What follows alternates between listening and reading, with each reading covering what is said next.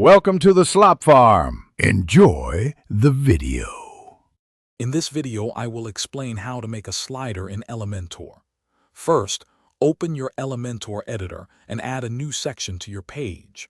Then, locate the Slides widget within the Elementor panel on the left.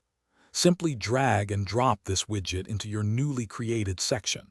This action will automatically generate a basic slider with 3 default slides, ready for your customization. Now, let's populate your slides with engaging content. Click on each individual slide item in the editor to access its settings. Here, you can add a captivating title and a concise description. Don't forget to upload a high-quality background image for each slide to make it visually appealing. Finally, add a call-to-action button with a relevant link to guide your visitors. Next, we'll dive into styling your slider to match your brand. In the Style tab, you can adjust the slider's height and precisely align your content. You also have full control over the navigation arrows and pagination dots, choosing their colors and sizes.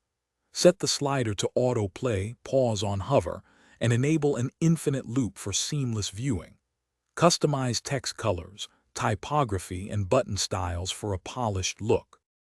Finally, let's explore some advanced settings and ensure responsiveness.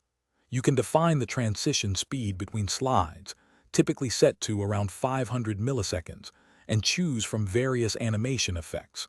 It's crucial to ensure your slider looks great on all devices, so check its responsiveness. Adjust the slide duration for optimal viewing, perhaps around 5,000 milliseconds per slide. Always preview your slider on desktop, tablet, and mobile before publishing. Thanks for watching. Consider subscribing if we helped you today.